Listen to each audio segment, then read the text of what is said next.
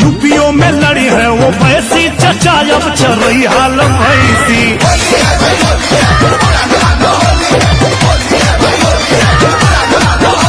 समीकरण का होई ऐसी तैसी, चचा अब चल रही हाल भैंसी।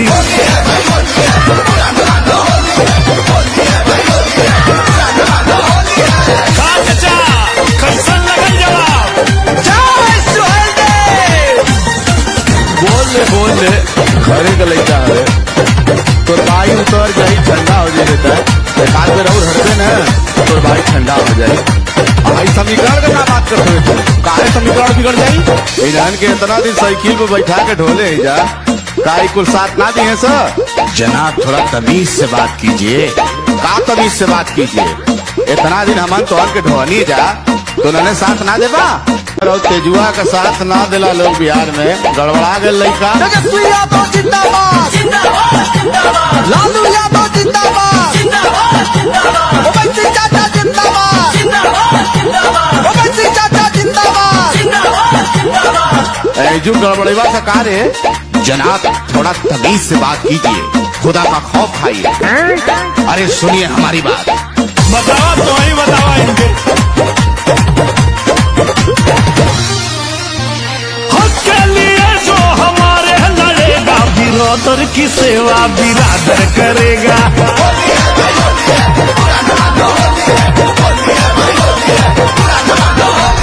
हम लोग अब ना किसी से डरेगा, बिरादर की सेवा इंशाअल्लाह बिरादर करेगा। जैसा कि आप लोग देख रहे हैं होली के रंग में राजनीति का रंग कैसे मिला हुआ है। और यहाँ हमारी नजर एक और सज्जन पर पड़ी है जो कुछ बोल नहीं रहे हैं। एक प्रधान जी हुआ। अरे भाई साहब आप कुछ बोल क्यों नहीं रहे हैं? बोला हो प्रधान। हम आप लोग से क्या बोले, हमारा क्या दिक्कत है? हम सीधा मोदी जी से बोलना चाहते हैं। अरे बोलिए बोलिए, हम आपकी बात चैनल के माध्यम से मोदी जी तक पहुँचाएंगे। है प्रधान बोलता कान मर्दे। पैसा कुछ खातावा में डाल देता मोदी जी, खर्चा थोड़ा खातावा में डालदा हो मोदी जी। नहीं तो चुनौआ थोड़ा सा डालदा हो मोदी जी।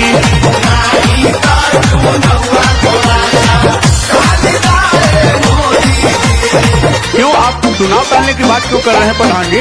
जरा खुल करके बताइए। कहाँ है महराज हो मैडम? खुल के बोला। बर्ड फ्लू के चक्कर में ना मुर्गा के हुखात बा, 600 रुपया किलो देखा बकरा बिकात बा। प्रत्याशी गरीबवन के संभालता हो मोदी जी, प्रत्याशी गरीबवन के संभालता हो जोगी जी। तन्नी सा चुनौआ आगे टालदा हो मोदी जी।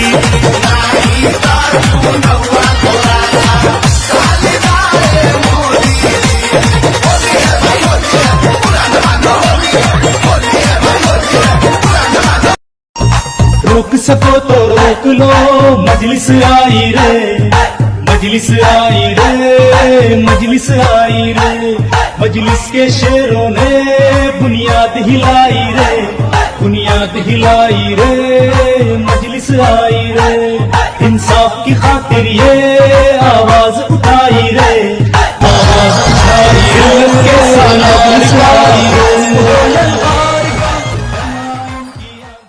मजलिस नाम का एक बहुत बड़ा स्पीड ब्रेकर लगा हुआ है, वो रात को सोने नहीं देता है। एमआईएम के नेता अकबरुद्दीन ओवैसी कहते हैं कांग्रेस की सरकार बने या टीआरएस की सरकार बने, मुख्यमंत्री ने मजलिस के पैर में बैठना पड़ेगा। आंध्र हो या तेलंगाना, किसी को भी राज करना है तो हमारे कदमों में बैठना पड़ता है, हमारे पैरों के नीचे बैठना पड़ता है। वाईएसआर रेड्डी को बैठना पड़ता था, चंद्रबाबू को बैठना पड़ता था, किरण रेड्डी को बैठना पड़ता था, कांग्रेस वालों को बैठना पड़ता था और ये टीआरएस वालों को भी बैठना पड़ता है। जो भी मजलिस के चरणों में जाने के लिए तैयार खड़ी कि तेलंगाना का मुख्यमंत्री मजलिस के पैर में बैठे, आप ना बोल रहे हो, मगर टीआरएस का मुख्यमंत्री आएगा तो भी मजलिस के पैर में बैठेगा, टीडीपी कांग्रेस का आएगा तो भी पैर में बैठेगा। महाराष्ट्र में एमआईएम गया, चुनाव लड़ा, असम में जाके चुनाव लड़े। क्यों लड़े? क्योंकि विचारधारा एक ही है, तो लक्ष्य एक ही है। नाम क्यों लेते हैं? यहाँ पे आना चाहते हैं वो। तो ये लोग जो डरते हैं ना, जो मंजलिस की मुखालिफत क्यों करते हैं, वो इसलिए करते हैं कि वो हमेशा तुमको गुलाम बनाकर रखना चाहते हैं, तुमको डरा कर रखना चाहते हैं, तुमको खौफ दिलाकर रखना चाहते हैं कि अगर तुम हमसे हटकर किसी को और दोगे तो तुम्हारी जिंदगी को खतरा, अगर तुम हमसे हटकर किसी का साथ दोगे तो तुम्हारी मस्जिद को खतरा, अगर तुम हमसे हटकर किसी को और दोगे तो तुम्हारा जीना मरना या तुम्हारे इलाके में डेवलपमेंट नहीं होगा। मेरे भाई, याद रखो मेरी इस बात को। मैं भी थोड़ा बहुत उलेमाओं के पैरों के पास बैठकर उनकी जबान से सुनाऊं कि जब हशर के दिन अल्लाह सबको जमा करेगा, जिसमें तुम और हम भी शामिल होंगे, उनसे पूछा जाएगा कि बताओ तुमने दुनिया में कितने दिन गुजारे। उन तमाम से पूछेगा रब्बे करीम, तो सब पुकार कर कहेंगे अल्लाह एक दिन गुजारा था हमने।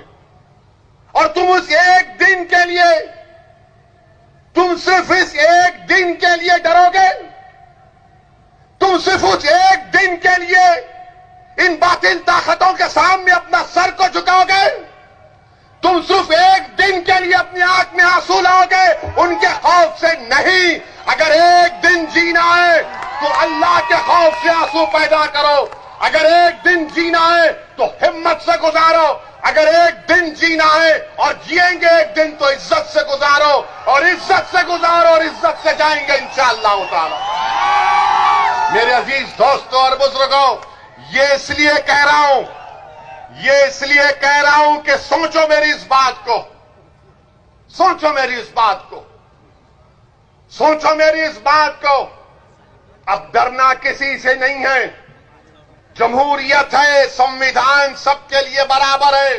हां, तकलीफ होगी, रास्ते में कांटे बिछाए जाएंगे, मसाइब का, मुश्किलात का सामना करना पड़ेगा, मगर सुनो दीवानों, रसूलुल्लाह सल्लल्लाहु अलैहि वसल्लम के गुलामों, सुनो। तुमने सुना होगा उलमाओं की जबानों से कि कमली वाले ने कहा था कि सबसे ज्यादा मुझे सताया गया है, उसके बाद किसी को इतना नहीं सताया जाएगा। मैंने इस परचम को हैदराबाद की सरजमीन से ला करके उत्तर प्रदेश में गली गली घूमने का काम किया है और करता रहूंगा। जब तक उत्तर प्रदेश में कामयाबी नहीं मिल जाती, मैं सुकून से अपने घर में नहीं बैठूंगा। और मैं किसी से डरने वाला नहीं। कोई इनडायरेक्ट मुझे अगर धमकी दे रहा है तो वो भी सुन ले, या जो डायरेक्ट धमकी देना चाहता है, चाहे वो सोशल मीडिया के जरिए से, वो भी सुन ले। जब मैं अकेला था तब तो नहीं डरा, तब तो नहीं डरा। आज तो मेरे साथ ब्रजेश मिश्रा है।